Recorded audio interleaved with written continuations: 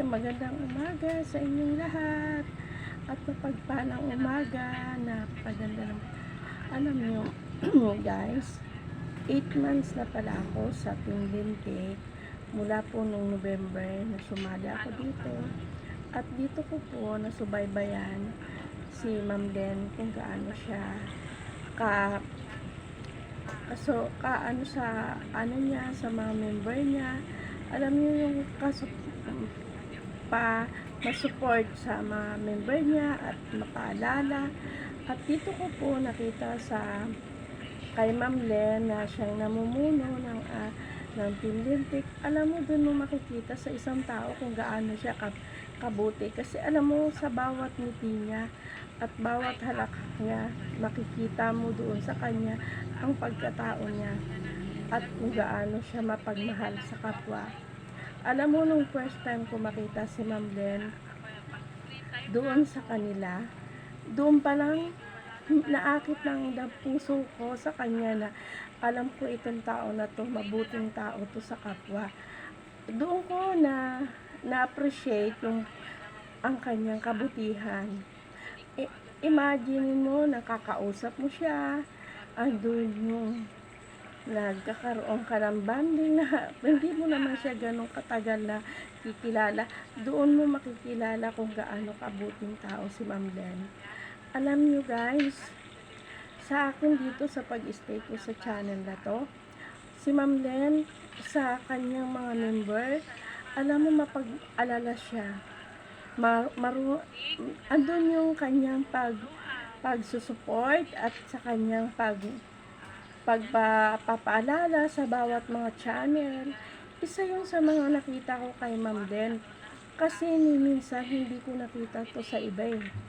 Kahit gaano ka pa katagal na mag-support, pero hindi ganito ka sa ginawa ni Ma'am Len. Alam nyo guys, ito si Ma'am Len na mumuno ng Team Lintik, hindi iniisip niyang pang sarili, kundi pang kapwa rin.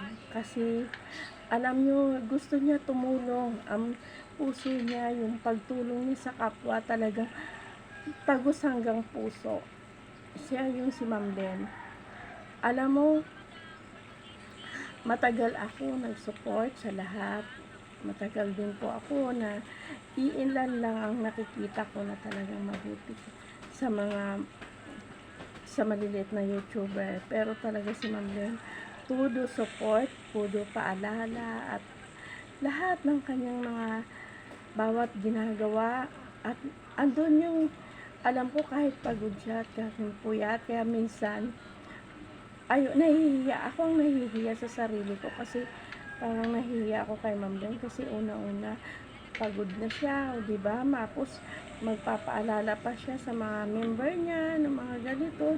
Pero alam mo, masaya ako dito sa Team Lintik na to.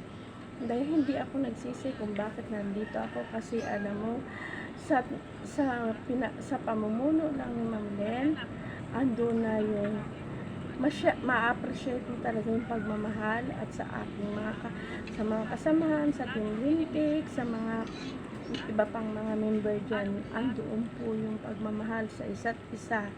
Kaya sa aking 8 pag-stay ko rito, sa 8 buwan na pag-stay, nakita ko po kung gaano ang pagmamahal ng Team Lintik na talagang todo support sa lahat. Kaya Ma'am Len, happy birthday. Wala po akong ibang regalo sa'yo kundi yung puso ko at pagmamahal na narito sa aking dibdib ay lagi nandyan sa'yo, at ako po ay mananatiling tapat sa'yo, kasi ikaw lang ang taong nakita ko na talagang nagmamahal sa kapwa. At nakita ko rin talaga kay Ma'am Len, nakita ko, imagine mo kung paano siya namimigay, at simpleng tao. Hindi siya parang ka-level mo lang siya. Parang ganon eh. Parang ganon yung nakita ko kay Ma'am Len. Kaya alam mo Ma'am Len, salute po ako sa'yo. Sana wag ka po magbago. At Ma'am Len, wag ka na mag-boyfriend. Kasi alam namin malulungkot kami. Alam ko ay sa muling pagkikita-kita natin. Alam mo, isa pa yon. Kaya Ma'am Len, maraming salamat mo lang sawang pagpapasalamat sa pag-support mo sa akin at sa channel ko at sa pag-monetize ko. Sa lahat ng ginagawa ng problema ng channel ko ay ikaw talagang tinatawagan ko. Kaya Ma'am Len, sa pag-stay ko, nakita ko po kung gaano kakabuti sa kapwa. Kaya saludo po ako sa iyo Ma'am Len. Ikaw ang totoong tao. Ikaw yung todo support talaga. Yan ang bumubuo ng Team Lintik. Ma'am Len, salamat ng marami and more birthday. I love you Ma'am Len. Thank you very much sa lahat. Wala akong regalo kasi wala pa po akong trabaho. Kaya ito lang yung kunting pinagkakakitaan ko ay kaya maraming salamat Ma'am Len. Ang aking pagmamahal ay buong buo sa'yo. Salamat. Bye-bye Ma'am Len.